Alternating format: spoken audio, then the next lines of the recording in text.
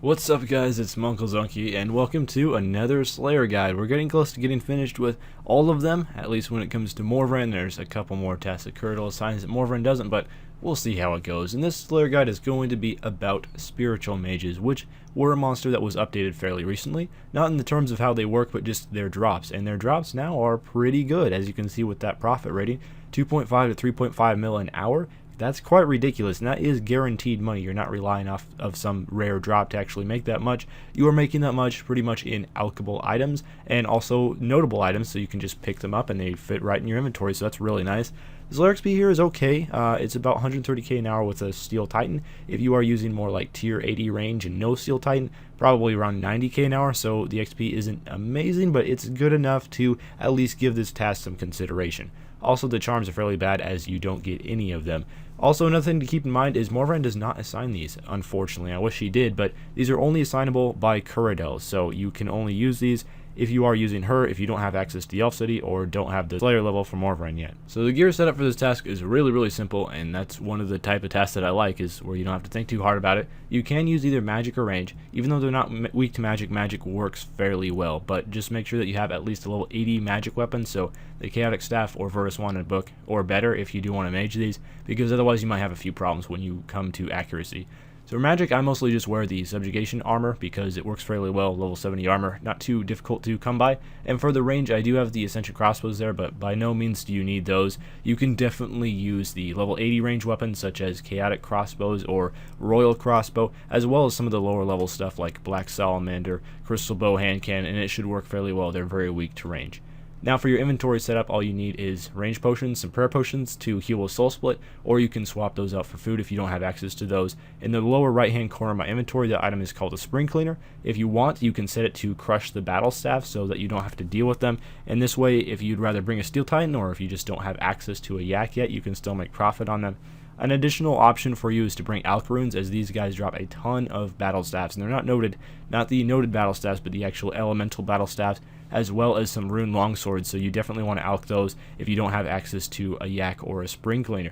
And then I have a teleport to get to the God Warrior's dungeon, as well as a Steel Titan, which I'd recommend to bring because it's very effective here, but just remember to bring that spring cleaner if you do bring the Steel Titan so you don't lose any profit. So how you get to spiritual mages is you want to use the Trollheim teleport, which requires the Edgar's Ruse quest, and then also if you have the Mighty Fall quest, which is the last goblin quest complete after that, you can use the God Warrior's dungeon teleport, which isn't really a big deal. It saves you like 15 seconds of running, so I wouldn't worry too much if you haven't completed that quest. Also, when you're going down in the God Warrior's dungeon, just make sure you have a Shard of Zeros equipped from the Fate of the Gods quest, as I showed it in the equipment loadout. However, if you don't have that, you can just wear a Saradomin item, and as long as you come down to this area or slide down the agility shortcut, you're mostly surrounded by Saradomin creatures, so you're very rarely going to get attacked by anything. And even if you do, there's like 2 Zamorak creatures down in this area where I'm going, so if one of them does attack you, it's really not that big of a deal. So here's the area where I like to kill the spiritual mages. Is that it does require 70 agility to get down here. So if you don't have 70 agility, you can just kill them at the top of that little cliff thing before going down the agility obstacle, and you should have no problems at all. There is a fair amount of spiritual mage spawns there. There's enough to do a task on. So you just want to focus down these spiritual mages here. Again, the Steel Titan is really handy. Unfortunately, I brought a yak because I wanted to price check this task for you guys, so I made sure to keep track of all the item drops that I got. However, in most cases, it would be a much better idea to get out the Steel Titan and just let that thing go ham on the spiritual mages. You can tag them. Unfortunately, you can't really use multi-target abilities here because you'll aggro a lot of the spiritual warriors and rangers and stuff like that, but just make sure to tag several spiritual mages so that your Titan can do some work. So the major downside of this task, and the reason why it's not exceptional XP per hour, is just because the spiritual mages are a little bit spread out, and also it can be a little bit confusing trying to find them sometimes. I know there was a couple times during the 200 kills that I did where I was a little bit confused as to where the next spiritual mage was, just because there's so many monsters in this area that aren't spiritual mages, and just due to the nature of them being spread out so much, it's a little bit more difficult to use stuff like Death Swiftness and Sunshine, but it still is a very good XP task overall, at least for the lower Slayer levels, and before you get into the really juicy tasks like Erits and stuff like that. So I definitely recommend doing this one, especially with how much profit that you can make from it. So even though this is the first time I technically wasn't on task while doing this test, I found out that after about 25 minutes of killing spiritual mages, which is the time that it took me to kill 200,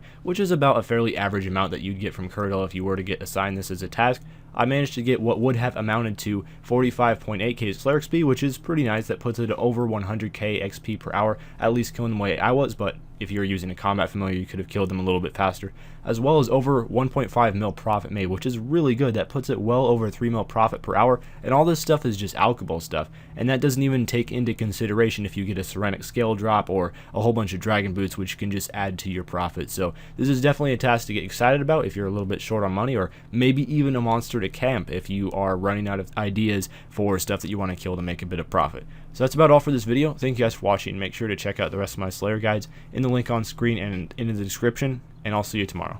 Farewell.